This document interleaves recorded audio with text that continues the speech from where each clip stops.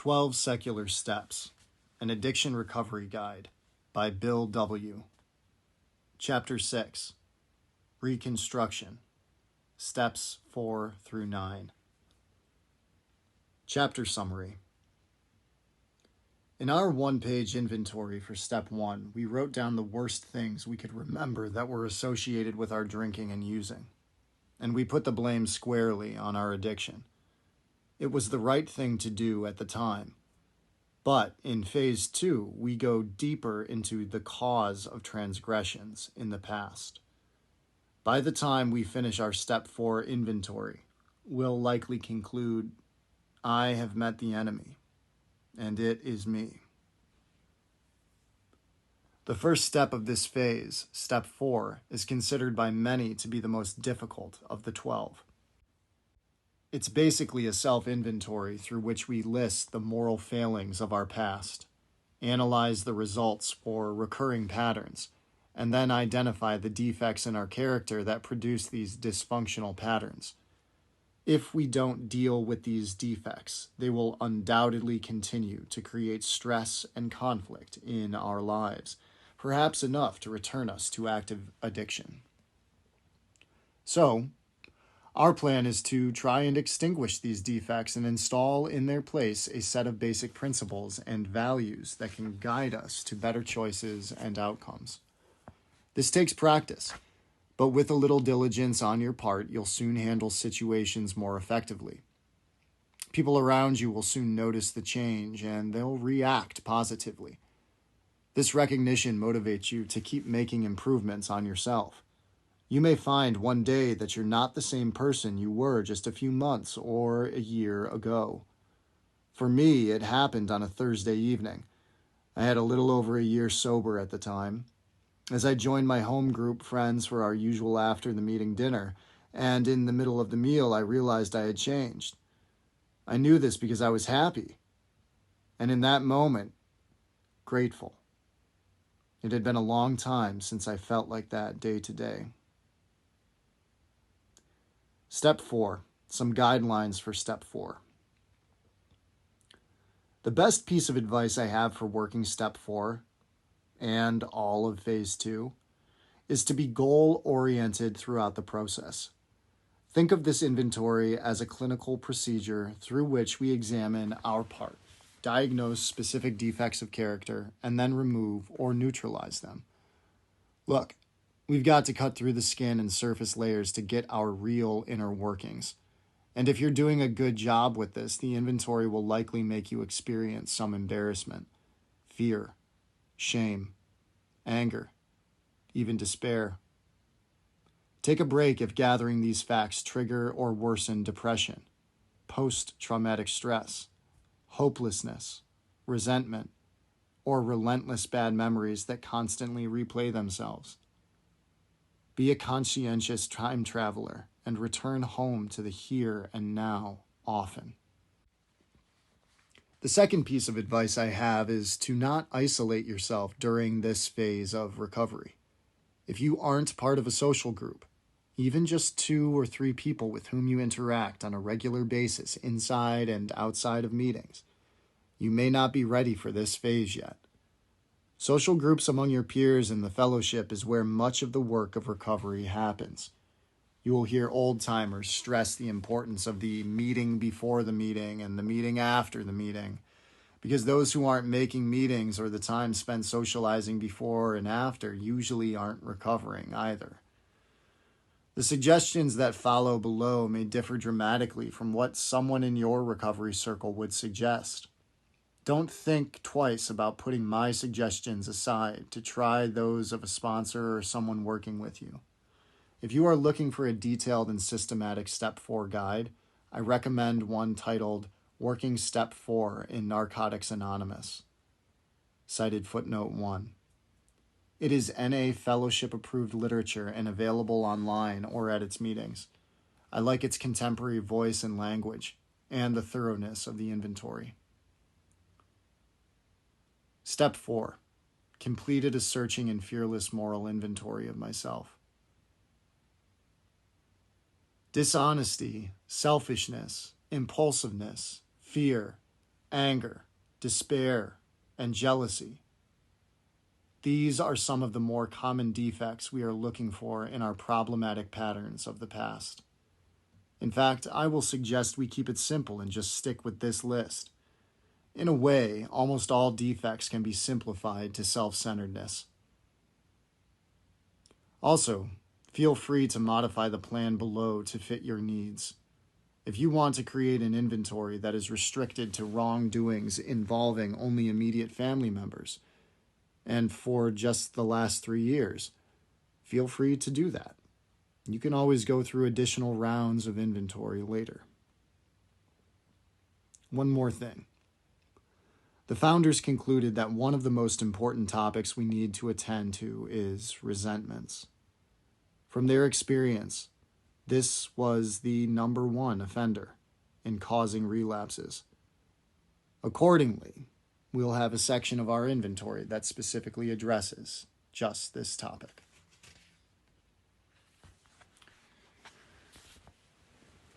Let's get started. Remember these defects for later. Dishonesty, selfishness, impulsiveness, fear, anger, despair, and jealousy. Make a list of the important people in your life. Let's start out with people who are currently important to you in some way. People you love. Those you resent. Spouse. Children. Ex-spouses. Parents. Lovers. Close friends and relatives. Important people at work. Please make a notation if you are currently on speaking terms with this person. But do not skip over them if you aren't. That is very significant. Name people to whom you currently feel an emotional connection, even if they aren't alive. For example, grandparents or other relatives who had a large effect on how your life turned out. It can be either a positive emotional connection or a strong resentment. Write a rough draft of your transgressions. Write this rough draft in a relaxed way. Don't overthink it or pressure yourself with, "Am I doing this right?" Let it out. Don't get critical about grammar, etc. We just want a flow of words and recollections. Write this out in a way that seems to work for you. You can write the wrongs. Those last 3 words are a step 9 pun. According to time, last 6 months, year, then 5 years, etc. And then later match them up to a person. Or you start by person and list transgressions. Eventually, we will want to match your significant people with the wrongs you've done to them in the past. Include items from your first step inventory, if you still have it. Put the emphasis on significant wrongs. Get to transgressions you feel are worthy of accounting for and that warrant change in your character. Here are some cues. Threats, violence, lies, theft, wrongs involving control or emotional forcefulness, wrongs involving intimacy and sex, wrongs involving not being there, wrongs involving responsibilities you didn't live up to, wrongs involving money, significant wrongs involving vicious gossip about someone, truthful or not, wrongs involving hurtful things you did or said to them, whether you feel it was justified or not. Right next to the wrong, a defect or two you feel applies to it. Fear is a tricky one. Often, people lie because they fear the reactions of others if they tell the truth, for instance. So, lying can be dishonesty and fear. Control of others is often related to both selfishness and the fear of not getting outcomes you want. Maybe you have lied recently in order to manipulate someone close to you for money. That would be both dishonest and selfish. Write down your resentments. This is a separate section. Write down resentments you have against people and life circumstances. Look over your significant people and cover resentments against these folks first. The first resentments to list are the ones with the most emotional impact to you now. Get significant ones from the deep past, too, such as resentments against your parents and other adults for things they did or failed to do while you were growing up. Write down your strengths, positive values, and some good things you've done. Everyone has these. Write them down. They don't have to be big items. They just need to show some good in you. This is just to balance things out and to keep a healthy perspective. If this is difficult, remember that self-esteem is commonly low for everyone in early recovery, and that working this phase will improve it. Rewrite and reorganize the transgressions inventory. I suggest rewriting and reorganizing so that significant transgressions are matched with significant people, and that you assign 1 or 2 defects to these transgressions. The associations of people to transgressions to defects makes them real. Your actions affected not only you, but also the people around you. Defects are like leaks in the boat. We spend a lot of effort on bailing out water in our dysfunctional lives, but fixing the leak is better. This organizational scheme has a nice added benefit. You will probably be more than halfway done with your Step 8 inventory when you finish. Add a section for significant wrongdoings that didn't fit above or match with people on your list. This might include wrongs committed against strangers, animals, organizations, etc. This is a catch-all category. Be honest and just keep the facts. Remove justifications, perceptions, and rationalizations. Now add the transgressions you didn't want to put down or share with anyone ever. These are the ones you would be worried about while St. Peter does the math at Heaven's Gate. Analyze the transgressions inventory. What general conclusions can you draw from this inventory? Which of these transgressions can be attributed to being high or impulsive or selfish or angry or passive-aggressive? What outcomes and people do you try to control with lies, aggression, emotional manipulation? Overall, do you take more than you give to others?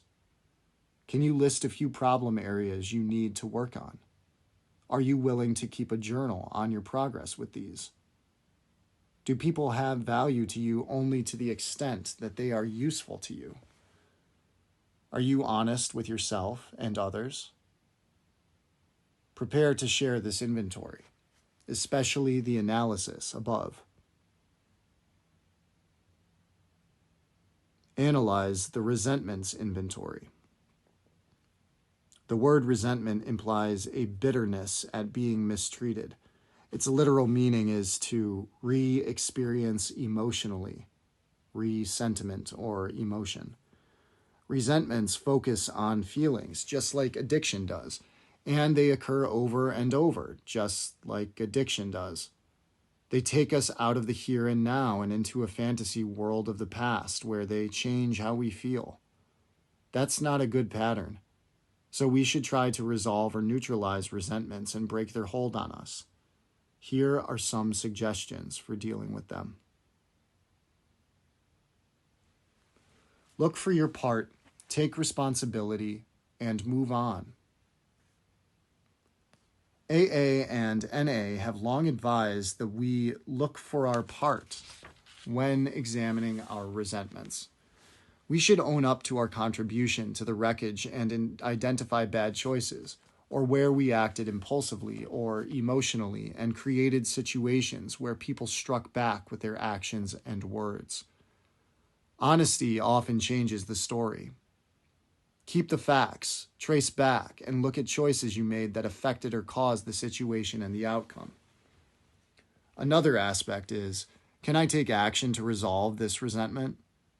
Honest and calm communication with the other person often resolves resentments. If you've never talked to that person about having this resentment, consider doing so. In the future, especially if your style is to hold on to resentments in silence, talk to the person while the issue is new. This is especially a good idea if, in a moment of honest reflection, you think the person's actions and words were not really an attempt to do deliberate evil to you. Perhaps they just didn't think through the consequences. Talk to them when you are calm and able to listen to their side objectively. Stop personalizing the actions of others. We often personalize a situation or event and rewrite the facts into a story so that our role is clearly that of the victim. Did someone fire you because their purpose in life was to get you? Or did you fail to do your job? Did you steal from them, or were you frequently high, hungover, or calling in sick? If you are honest about a resentment and look at the facts, did the offender have it in for you personally, or were you at the wrong place at the wrong time? Is the offender mentally ill or psychologically unsound? Through twisted perceptions, have you made enemies in your head that don't really exist in the reality of facts?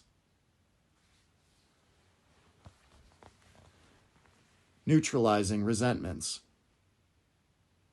Stop playing the tape. Consciously work on letting go, starving the hatred and bitterness that playing that tape over and over keeps alive. Don't feed it time, attention, or emotion. Tag your resentment by associating it with a short verbal tag that mentally pops up every time the resentment tape plays in your head. The tag reminds you to stop the tape and return to the here and now. Maybe you hate the person who wronged you unjustly. Why let a person you hate continuously steal the most valuable gift life will ever send your way? Time. When you become aware of your resentment tape playing, the associated tag automatically comes to mind. So-and-so doesn't get to steal today from me. When you hear that tag, go do something else. Make every effort to stay in the here and now. This is a lot like dealing with cravings. They will pass, and they will lessen over time. Justified resentments. We resist, even fear, letting go of a resentment we feel is justified. We did nothing wrong. We were innocent or clearly undeserving victims. Justified resentments are real, and they are common. This world is very cruel, even to children. With these resentments, we become obsessed with justice, and if not that, revenge. How can we let this obsession, this hope for justice and revenge, die? The answer is either by action or by letting acceptance take the place of that hope. If you can act toward justice, do so if it doesn't harm you or others you care about. If your actions break the law or society's norms, work on acceptance. Also, share this burden with someone you trust. If you can find them, share with others who have had a similar experience. This is an action, one that is far less harmful than taking revenge. It's not a weakness to share this experience. It's a courageous way to deal with injustice. If we keep it to ourselves, we may find that the wound is very difficult to heal with time.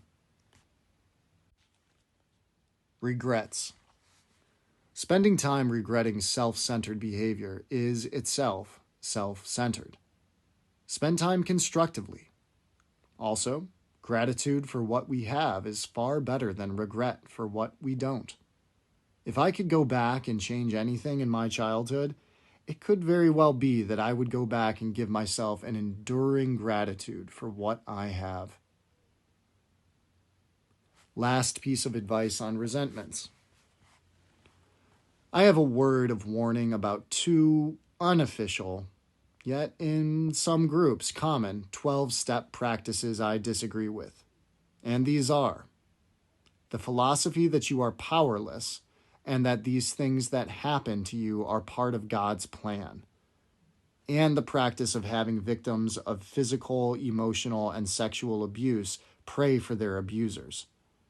If you have abuse like this in your inventory, I would encourage you to ask the person you are potentially working with on steps 4 and 5 for their views on these practices, and make sure they match yours. Go to step 5. Step 5. Honestly admitted to myself and to another human being the results of my inventory, including my defects of character. The details of how you go about sharing your inventory should be worked out with the person you are sharing it with.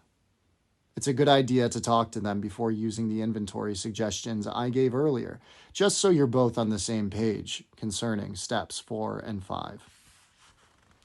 I have met with sponsees who have used the NA Step 4 guide I mentioned earlier, and when they're ready, we just informally sit down and talk about their written results for a few hours. We organize patterns of people and defects, and we hit a level of detail on transgressions that pushes the comfort level a little. Getting past the comfort zone was important to me when I did my first 5th step. In truth, the biggest benefit I got out of the formal 5th step meeting with my sponsor was the sense that I had really put myself out there and trusted this person. I felt like I had taken a big step toward rejoining humanity through this connection. That was unexpected, but it also gave me a lasting feeling that this recovery process was going to work out just fine.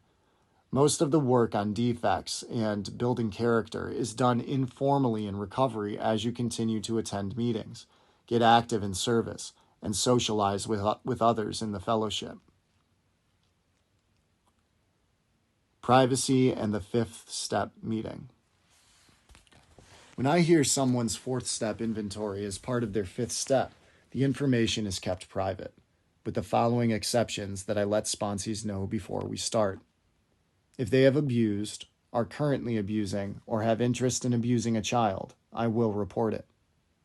If they reveal plans to seriously hurt someone, I will report it.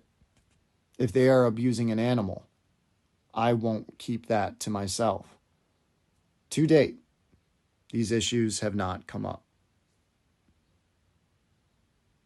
With a sponsor or professional, give the details. In meetings, respect your own privacy. Experienced 12-step members tend to warn against sharing too much detail about our histories when we are in the first year of recovery. It is suggested that we share in a general way at meetings or in large social groups rather than confessing details on experiences like felonies we've committed or being the victim of rape, childhood physical and sexual abuse, and other traumatic and highly personal experiences. Our judgment is clouded for at least the first 6 months, and we may regret sharing such details in this way. Steps 6 and 7. Internalizing the principles and values that effectively rebuild character. Let's define principles and values for the sake of clarity as we use these terms in discussing these steps. A principle is a generally accepted rule or standard of conduct. Specific principles we'll adopt include honesty, responsibility, which includes accountability, willingness, and open-mindedness. We should also accept the golden rule, treat others as you would have them treat you, as a guiding principle. A value can serve as a standard of conduct, but the definition of value needs to be broader. Values can be personal and very subjective, and there are also values that are cultural in nature. The specific values I wish to include for our purposes are love, compassion, faith, fairness, serenity, generosity, humility, and gratitude. Step 6. Became willing to change defects in my character. Before we suggest strategies and objectives for Step 6, let's revisit the traditional version, which reads as follows. We're entirely ready to have God remove all these defects of character. How can we reconcile these two versions? Do we do the work, or does God? The answer is that we do the work.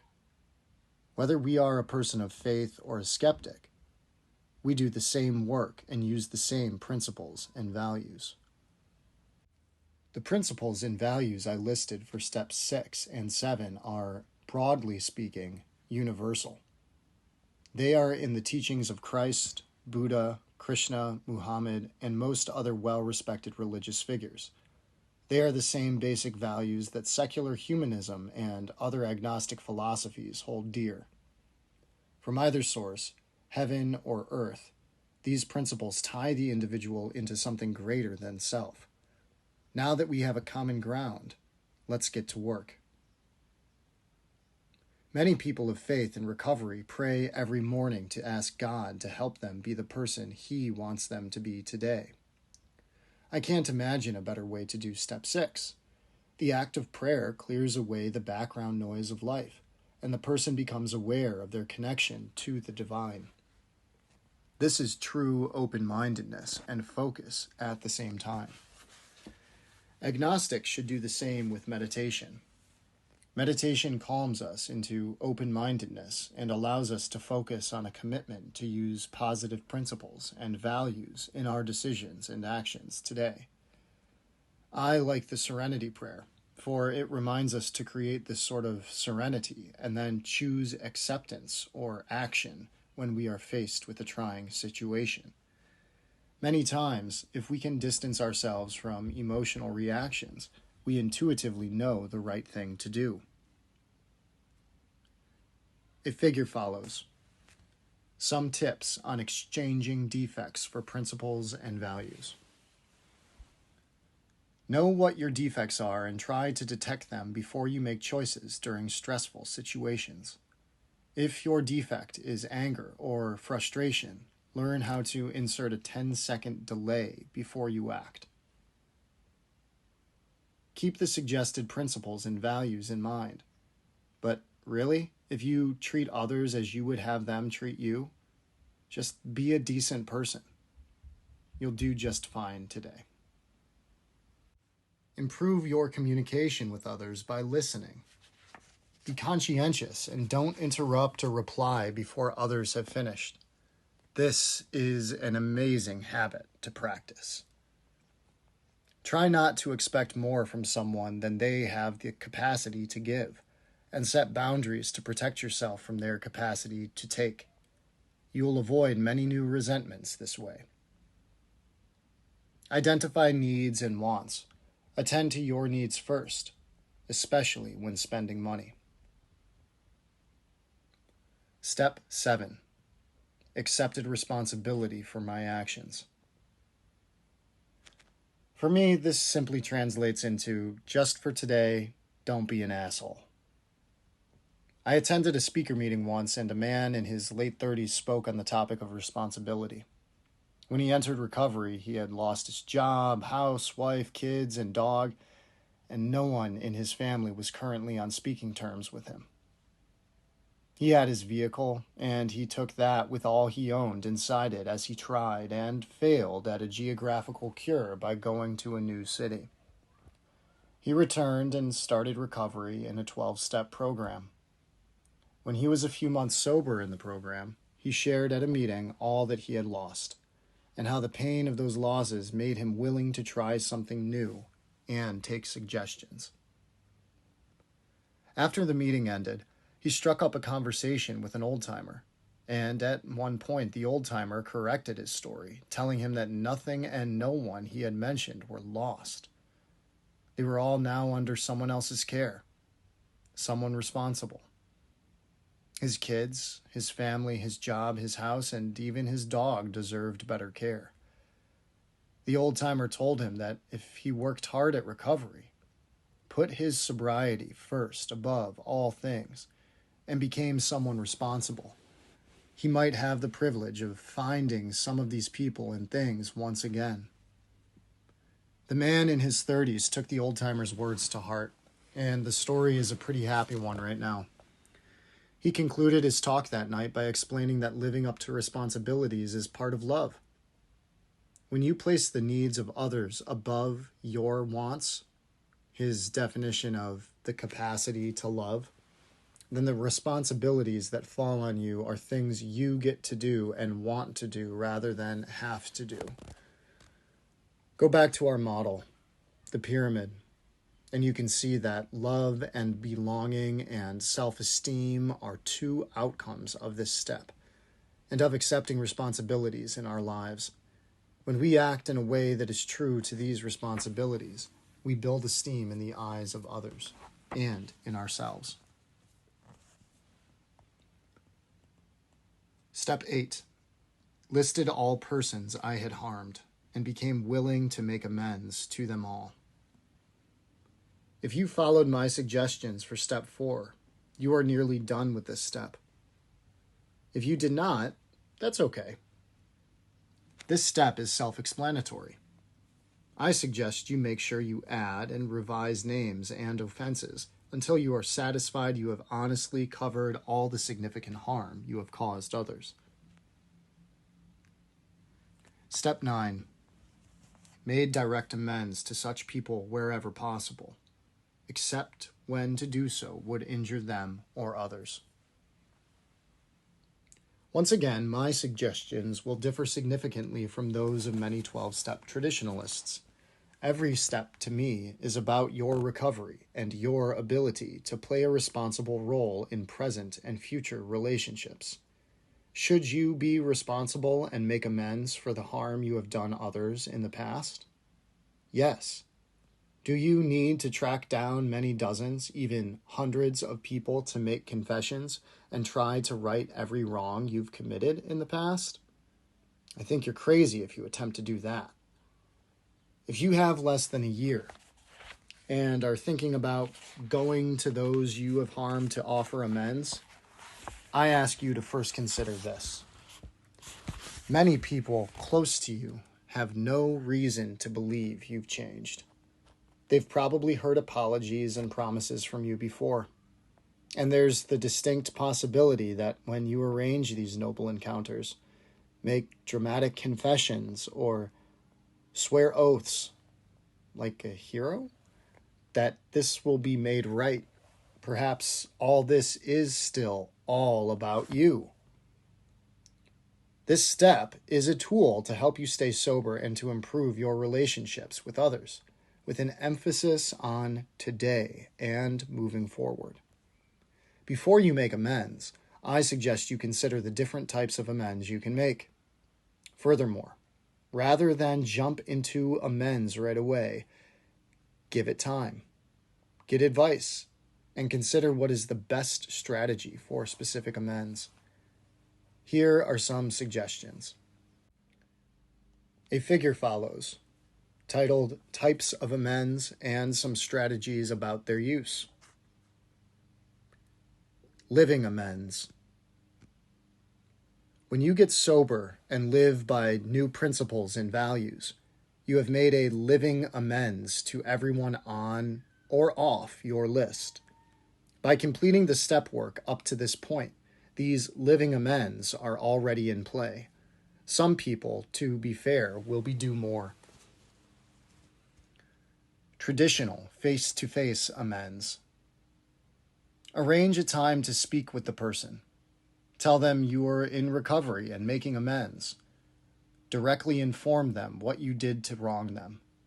Ask, would you add anything? And ask, what can I do to make it right? Now listen to their response and do what you can to make the amends they request. I highly encourage you to seek advice on these amends before going through on the big ones. On little ones, do them as opportunities arise. Prioritize these amends as follows: ones that must be done now, ones that can wait, and ones that may never be. For some people with whom you have close contact or a lot of history, you may want to wait until they pick a time to talk to you, perhaps a time when they initiate questions about your recovery or addiction. You'll learn from experience that with some people, especially those who have broken ties with you, contacting them or attempting face-to-face amends is not appropriate. For you to stay out of their lives or avoid intimate conversations, especially if they already requested this, might be best.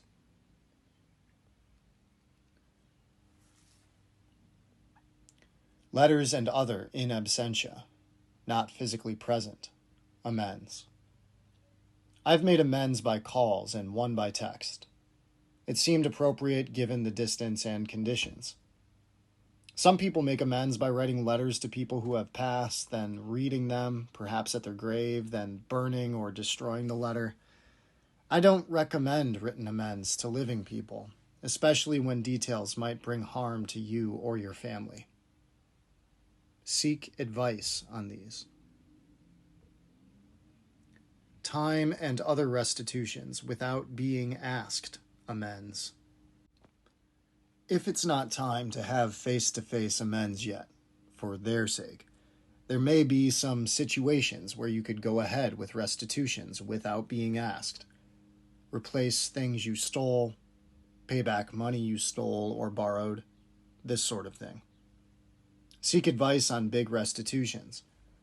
Don't harm your family and those to whom you have responsibilities with substantial amends that may have large consequences, like financial ones. There is also the amends, the restitution of giving your time to people, provided they do welcome that. My sponsor and friends in recovery were very helpful when it came to making amends, and I quickly learned to use moderation in this and the other steps of Phase 2. You are a work in progress, so stay active in the program and keep living sober to the best of your ability today. Chapter 6, Reconstruction, Steps 4 through 9. Cited literature. 1. Working Step 4 in Narcotics Anonymous. Narcotics Anonymous World Services, Incorporated. Year 1988. This concludes Chapter 6.